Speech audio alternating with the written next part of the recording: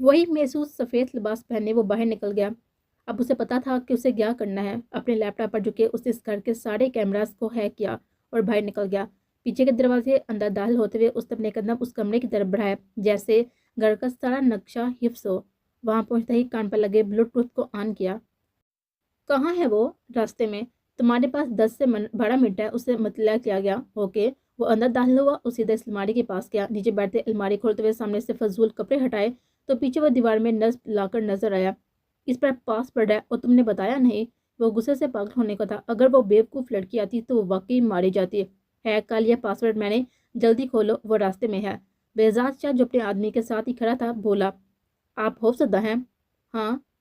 दूसरी तरफ से तोका के बरक्स जवाब आया, वो कहाँ कभी खौफजदा हुए थे? इस बगैरत आदमी से? नहीं, तुम्हारी वहाँ मौजूदगी से। मैं तो जैसे अपनी हिफाजत नहीं कर सकता। वो हनकोरा बढ़ता हुआ बोला, शाह 5 मिनट निकलो फौरन वहाँ से। मालफ दारा तो वो फाइल निकालता हुआ उसकी जगह दोबारा फाइल रखता हुआ कपड़ों को वैसी तरतीब से रखता हुआ उठने लगा। वो काली चादर सुरख वाले से ऊपर आई थी। उसके कान में लगे हुए आले से आवाज़ गूंजी क्योंकि मुहालिफ दूर बैठा उसकी शर्ट में लगे कैमरे के जरिए सामने का मंजर देख सकता था। सफीशा अपने भाई की बारीक बिन्नी से मुतासर होता हुआ उठाव कमरे से बाहर निकल गया। कैमरा बंद किया और पीछे की तरफ कदम बढ़ाया जहाँ से वो आया था। लेकिन नीचे कमरे की लाइट चले देख वो सीढ़ियाँ उतरता हुआ नीचे गया और दरवाजे को देखा जो नीम वहाँ था। उसने अंदर झांका। ये उनके काम के खिलाफ था, लेकिन तो जजस के मारे वहाँ वो वजूद भी तो था। कोई सिनफे नाजुक बिस्तर पर बेढंग अंदाज में पड़े थे। वो फौरन अंदर दाखिल हुआ और दरवाज़ा लॉक किया। इस घर में उसके अलावा कौन था? उसके पास गया जहाँ वो आरी तिरछी सुखी सिमटी थी, लेटी थी बिना कंफर्टर के। एसी फुल स्पीड में चल रहा था। बेवकूफ़ लड़की। एसी बंद करते हुए पीछे ने उसे देखा और कदम खिड़की की तरफ बढ़ाए जहाँ से वो मुस्तकबिल में भी आसानी से आ जा सकता था। वो जाते हुए वापसी मुड़ा। उसका दुपट्टा नीचे से उठाकर उसके मुंह पर फेंका। उसके मालिक को उस तरीके से दरवाजा खोलकर और बिखरे हुलिये में सोने से जहर लगा था। वो गहरी नींद में थी, इसलिए उसकी आहट और पंचे पर दुपट्टा महसूस न कर पाई। अगर उसने नींद की गोलियां ना खाई होती तो उस शख्स की नफरत भरी निगाहें अपने वजूद के आर पार होती हुई महसूस करते हुए डर से ही मर जाती शायद। उसका फोन बजा तो उसने कान से लगाया। तुम्हें सजा मिलेगी देर से आने की, और उससे दूर हो। तुम्हारे हक में यही बेहतर है, मालिक ने कहा तो वह सर तासरा से बिना उसे देखे वहां से निकल गया। फाइल। उसने जाकर वो फाइल सामने की। तुम 15 मिनट लेट हो शाह, महाल अपने साथी से कहा। अगली बार कोशिश करूंगा जल्दी आने की। सफीर शाह ने बेफिक्री से कहा। तुम इन सामने इस लड़की को क्यों ला रही हो? क्यों ला रहा हूँ ये आप पूछ रही हैं? मुझे नफरत है उससे। और किसने हक दिया तुम्हें ये नफरत करने का? उससे दूर हो। हमारे काम में सिर्फ नाजुक की गुंजाइश नहीं निकलती। मैं सोने चाह रहा हूँ भाई। वो कांधे उचकाता बाहर निकल गया तो मुहालिफ ने सख्त निगाहों से उसकी पूछता घूरा। बेजात शाह जानता था कि महाफैज उसे क्यों पसंद नहीं थी, लेकिन इस में इस लड़की का कोई कसूर नहीं निकलता था तो क्यों वो सजा की मुस्तहिक ठहराती। लेकिन ये बात सफ़ी शाह को समझाना मुश्किल था। सफ़ी शाह जाकर सो गया और फिर कई दिन अपने कामों में मसरूफ रहा। फ़ोन उठाओ मेरा यू फूल। उसने माँ को कितनी कॉल की थी आज 12 दिनों बाद, लेकिन उसने एक कॉल रिसीव ना की। उसकी इसलिए अब मैसेज करते हुए डराया था। उसकी तवक्को के एन मुताबिक इस डरपोक लड़की ने अगली पल पल उसकी कॉल उठा ली थी। फ़ोन क्यों नहीं उठा रही थी बेवकूफ़ लड़की? भाई, नाम मत लो इस आदमी का, मुझे मिलना है तुमसे। सफीचा आगाज में गुस्से में और फिर कुछ सोचता हुआ मुस्कुराता हुआ पूरे इसरार मुस्कुराहट। क्यों? मिलकर बताऊंगा क्यों। आज काले से वापसी पर ड्राइवर को वक्त लेट का बताना। मैं ऐसा नहीं करूंगी। वो जी और फिर डरते दिल के साथ ही फोन काट दिया। महाफैज, बहुत बुरा किया तुमने खुद के साथ। वो कहता हुआ उठ खड़ा हुआ और बाहर निकल गया। इस लड़की के बताए मुतलबा वक्त पर उसके कॉलेज के बाहर मौजूद था और फिर शानो शौकों से उतरता हुआ कॉलेज में दाखिल हुआ। वो सफ़ी शाह को कौन नहीं जानता था। फौरन से ऑफिस में भेजा गया। हमारे लिए खुशी का बायसा आपका ना सफ़ीर शाह। प्रिंसिपल तो फूले नहीं संभाले थे। पार्ट 2 आर्ट्स रोल नंबर 802 महाफैज को बुलाए। लेकिन आप कैसे जानते हैं उससे? और मुझे सवालात के जवाब देना पसंद नहीं है। जल्दी बुलाएं उसे, मुझे देर हो रही है। हम कैसे किसी को बुला सकते हैं सर? बात समझो। और उसके भाई, तो आप चाहती हैं कि मिस हुमा कि आपके बच्चे को स्कूल वापसी पर लाते हुए आपके ड्राइवर को कुछ लोग रोक लें और आपके बच्चे को मैं बुलाती हूँ। वो फौरन से फोन कान के साथ लगाती हुई महाफैज को बुलाने के लिए कहने लगी।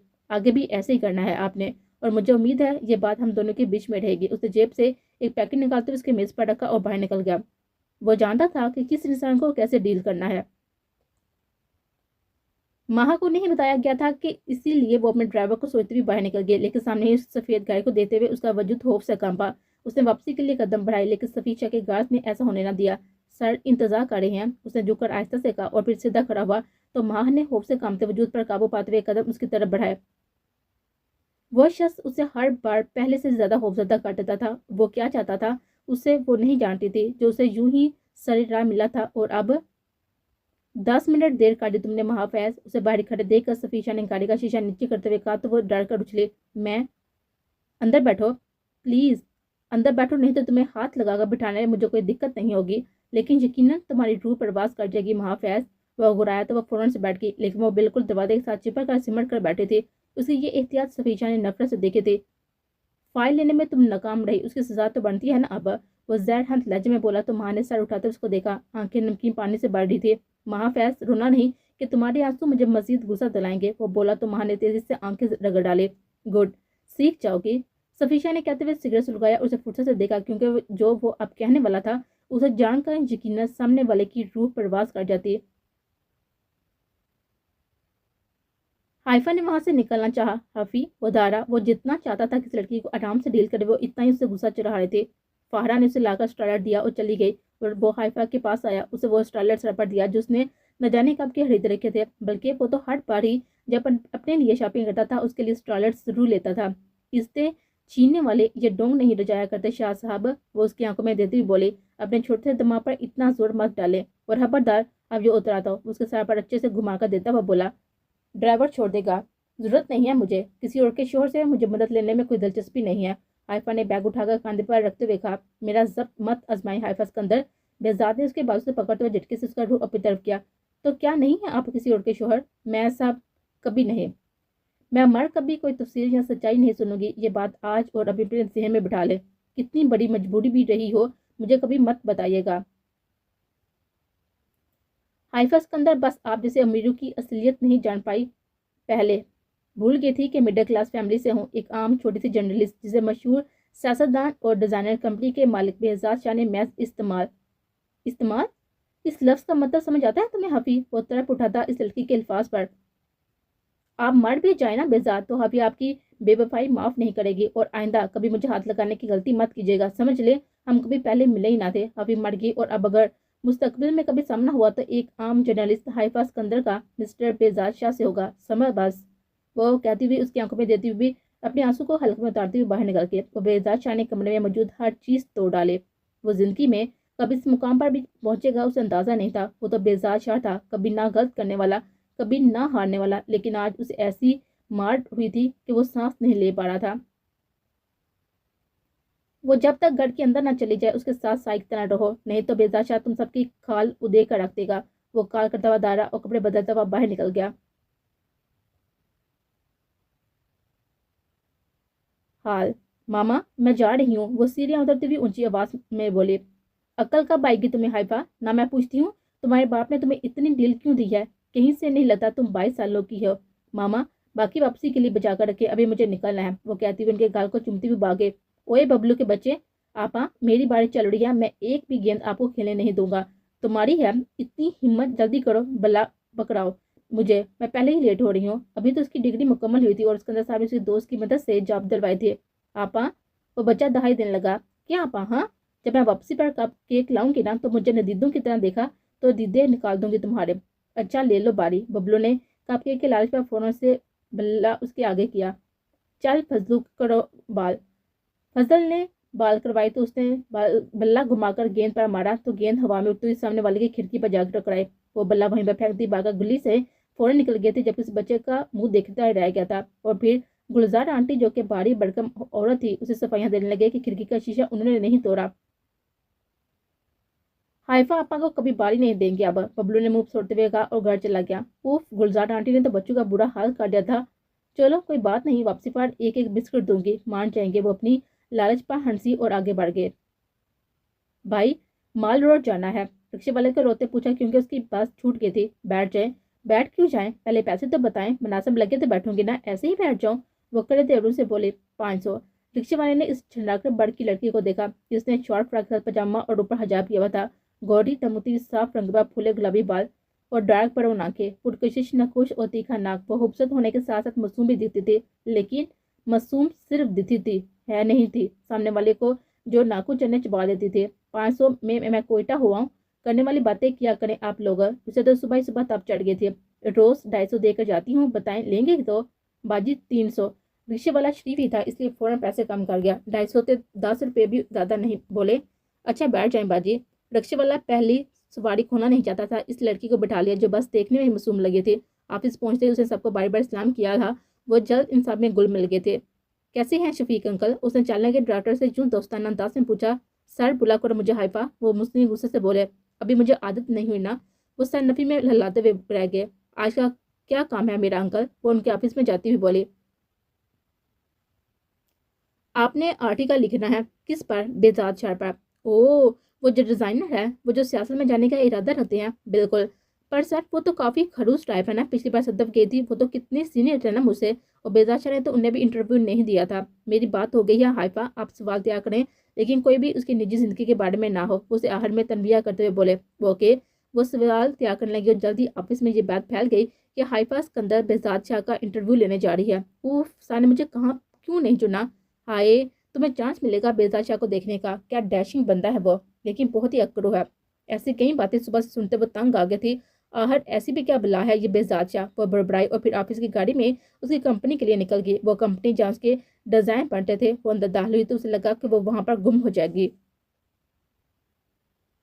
इतनी बड़ी और खूबसूरत इमारत, उसका ऑफिस भी बहुत बड़ा और शानदार था क्योंकि वो बहुत बड़ा और मशहूर चैनल था। लेकिन इस जगह की बात ही और थी। सब लड़कियां हिल की टिक टिक से चोट में जाती जहाँ से वहां घूम रही थी। वो सबकी सब मुश्किल लिबास में थी। उसे लगा शायद वो वहां पर अकेली है जो हिजाब में और मगरी लिबास में मौजूद है। जी, किससे मिलना है आपको? रिसेप्शन पर मौजूद इस लड़की ने हाइफा को ऊपर से लेकर नीचे तक अजीब निगाहों से देते हुए इस्तफसार किया। वी चैनल की तरफ से हूँ, सर शफीक ने भेजा है बेजाद शाह के इंटरव्यू के लिए। ओके, मैं चेक करती हूँ। ठीक है, सबसे ऊपर वाले फ्लोर पर चली जाओ। वो कुछ चेक करती हुई बोली तो हाइफा लिफ्ट की जानब बढ़ गई। फिर चौथे फ्लोर पर सबसे ऊपर वाला था, वहां निकली। नीचे की फ्लोर पर जितना शोर था, यहाँ इतनी खामोशी थी। ऐसा लगता था जैसे यहाँ पर कोई काम करता ही ना हो। बेजाद शाह का इंटरव्यू। उससे पहले कि वो वाहिद लड़की जो यहाँ पर मौजूद थी उससे वही सवाल पूछती जो वो खुद ही बताने लगी थी। उस लड़की में अपनी डायरी में चेक किया तो हाइफा निगाहें घुमा कर आ गई। कंपनी का मालिक ना हो गया, मुल्क का वजीर आजम हो गया भाई। वो कर कर बोले जल्दी देखें प्लीज, मैं थक गई हूँ। हाइफा ने हिजाब से करते हुए कहा तो लड़की ने हैरत से उसके नखरे देखे अंदर चले जाए, लेकिन जब तक वह खुद कम इन ना कहे अंदर वाले कमरे में जाने की जरूरत नहीं है। वो बोली तो हाइफा मुंह बनाते हुए चली गई। जहाँ वो दाल हुई एक छोटा सा कमरा था जिसके साथ ही कमरे का दरवाजा मुंसलिक था। उस वक्त बंद था। यकीनन वहीं पर था वो शहनशाह। उफ, पता नहीं कितना इंतजार करना होगा। एमी अंकल ने मुझे भेज दिया। उसे अच्छा तो वजीर आजम से मिल लेती, उसमें भी इतना टाइम ना लगता।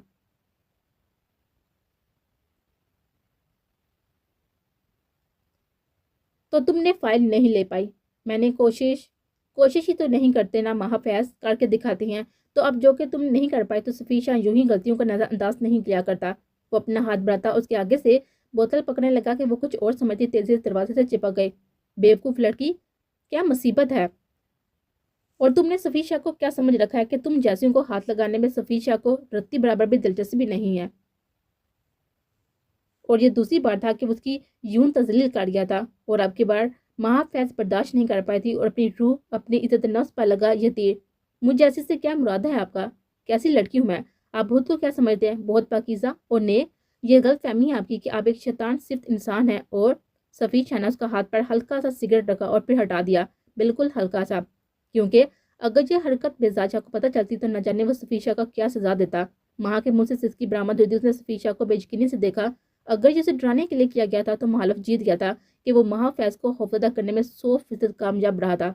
अभी सिर्फ हल्का सा है ये। अगर मेरी बात ना मानी तो तुम्हारे साथ मैं क्या कर सकता हूँ तुम जानती नहीं हो। और अगली बार इस तरह जुबान मत चलाना मेरा आगे। वो दारा तो वहां सह गई। आज शाम अपने दोस्त के घर जाने का कह कर तुम आओगी, आगे से मैं तुम्हें पिक कर लूंगा। क्यों? वैसे तो मैं तुम्हें जवाब देने का मुतमिल नहीं हूँ, लेकिन यह बात तुम्हारे लिए जानना जरूरी है कि हम आज निकाह करने वाले हैं। वो इतने आराम से बोला कि माहा को लगा कि वो कोई आम कर रहा है, लेकिन उसे लगा किसी ने खोलता हुआ पानी उस पर गिराया है। उसके रोंगटे खड़े हो गए।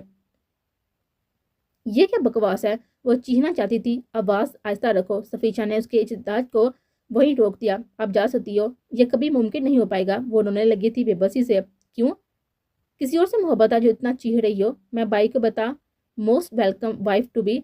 ऐसा करते तुम मेरा काम और भी आसान कर दोगी, क्योंकि तुम्हारा भाई तुम्हें खुद ही मार डालेगा। और अगर तुम ऐसा नहीं करती तो भी, क्योंकि मैं तुम्हारे साथ तुम्हारी तस्वीरें तुम्हारे भाई को भेज दूंगा। उसने कहते हुए गाड़ी में अपने सामने लगे छोटे से बिल्कुल न नजर आने वाले कैमरे की तरफ इशारा किया। مہا کا وجود سکتے کی زد میں تھا. کیا کوئی یوں بھی کاٹ سکتا ہے؟ کیا کوئی اتنا بھی گر سکتا ہے؟ کیا کوئی اتنا بھی ظالم ہو سکتا ہے جتنا سامنے موجود شخص تھا؟ کیا کوئی کسی سے اتنا بھی نفرت کر سکتا ہے؟ وہ کیا چاہتا تھا؟ اسے نفرت ہوئی. اس کی نفرت سے اسے لگا کہ اس کے جذبے کو صرف سامنے موجود شخص پر ہی وقف کر دے گی. بے بسی کی انتہا پر پہنچ کر اسے آنکھوں سے آنسو چھلک پڑے تھے. تم ایسا نہیں، میں ایسا ہی کروں گا. تمہارا ڈرائیور 10 منٹ کی دوری پر ہے. یہ منہ دھو اور جاؤ. اسے پانی کی بوتل جو پہلے ہی اٹھائی تھی اسے تھمائی. I hate you more than wife to be. Don't worry. وہ بنا اس کی بوتل تھامے دوپٹے سے چہرہ صاف کرتے باہر نکل گئی تھی. اور اگلی بار یہ دوپٹہ پٹی کی صورت میں مجھے گلے میں نہیں نظر آئے، سر پر آنا چاہیے. وہ کہتا ہوا سگریٹ سلکاتا ہوا آنکھوں پر چشمہ لگا گیا. مہا فیض نے دروازہ زور سے بند کیا. جو زور سے اس شخص پر نہیں چلا تھا وہ اسے دروازے پر نکال دیا تھا اور پھر اپنے ڈرائیور کا انتظار کیا جو 3 منٹ بعد آ گیا تھا. وہ غیر دماغی سے بیٹھ گئی تو صفی شاہ نے بھی ڈرائیور کو چلنے کا کہا. مہا نے سارا دن یہ سوچتے گزار دیا کہ اب اسے بخار ہو گیا تھا. کاش ماما آپ میرے پاس ہوتی. اسے سسکی بڑھتے ہوئے سوچا. آپ کے پاس بس آپ کا باپ اور بھائی تھا، وہ بھی شاید نام کے، جنہوں نے اسے دنیا میں بڑھ کی سہولیات میسر کی تھی. اور کچھ نہیں. اور کس اذیت میں زندگی گزارتی آئی تھی اسے بہتر اس کا رب جانتا تھا. اسے لگا پیسہ سب نہیں ہے لیکن رشتے سب کچھ ہیں جو اس کے پاس بالکل نہیں ہے. باپ ملک سے باہر تھا، نہ جانے کتنے مہینوں سے، اور بھائی گھر میں رہتے ہوئے سانس سکھائے رکھتا تھا. اس نوکروں کی فوج کے ساتھ وہ کیا کر لیتی ہے. ہر میں جائے نماز کو اپنی جائے پناہ سمجھتے ہوئے پہرو روتی رہتی کہ وہ تنگ آ گئی تھی اکیلے پن سے. لیکن پچھلے کچھ دنوں سے اس کے ساتھ جو کچھ ہو رہا تھا وہ ناقابل فراموش تھا. وہ کون تھا، کیا چاہتا تھا، وہ نہیں جانتی تھی. لیکن نکاح کا سنتے وہ خوفزدہ تھی بہت. کس کو بتاتی جا کر اس نے تکیے میں منہ دیے ہوئے سسکیوں کا گلا گھونٹتے ہوئے چاہا. صفی مجھے ساتھی پر مجبور نہ کرو. بیزاد شاہ اس وقت تاش کیلم میں اپنے کمرے میں چکر لگا رہا تھا جب سے اس نے صفی شاہ کی حرکت کا پتہ چلا. بھائی میں آپ کو بتائے بغیر یہ نہیں کرنا چاہتا تھا. بتائے بغیر یا اجازت لیے بغیر؟ بیزاد شاہ نے آئی برو جھکاتے ہوئے پوچھا کیونکہ صفی شاہ ہر کام کی اجازت اس سے لیتا تھا. بھائی یہ میں کسی صورت میں نہیں کروں گا. تو ٹھیک ہے، بتانے کیوں آئے ہو؟ وہ بھی نکاح کر لیتے، بتا دیتے. بیزاد شاہ خاموشی سے اپنی جگہ پر بیٹھ گیا تو صفی شاہ تڑپ اٹھے. وہ دنیا سے لڑتا تھا لیکن بیزاد شاہ کو ناراض نہیں کر سکتا تھا، اس لیے اس کے پاس اس کے سامنے گھٹنوں کے بال اس کے ہاتھ تھامتے ہوئے بیٹھا. اس شخص تک ہمیں وہی پہنچا سکتی ہے تو اس کے لیے نکاح کرو گے اس سے؟ بیزاد شاہ کو اب تک ہضم نہیں ہوتی اس کی بات. کسی نہ کسی سے تو شادی کرتے ہی ہے نا، تو میں اسے کہا لیتا ہوں، کیا فرق پڑتا ہے؟ وہ نگاہیں چراتا ہوا بولا. وہ خود بھی نہیں جانتا تھا کہ کتنی بیکار بات کر رہا ہے. جہاں تک مجھے یاد ہے شادی شدہ جیسی حرفات میں تم نہیں پڑھنا چاہتے تھے، تو پھر اچانک کیوں؟ اور مہا فیض ہی کیوں؟ میں آپ کو وجہ بتا چکا ہوں، اور میں بھی بتا چکا ہوں کہ صنف نازک کی کوئی جگہ نہیں بنتی ہمارے کام میں، اور نہ ہی ہم اسے استعمال کر سکتے ہیں. اگر آپ چاہتے ہیں کہ بنا نکاح کہ میں اسے اپنے مقصد کے لیے استعمال کروں تو مجھے اعتراض نہیں ہے، لیکن اس کی اجازت آپ کبھی نہ دیتے، اس لیے سوچا میں نے یہ. تم نبھا سکتے ہو اس سے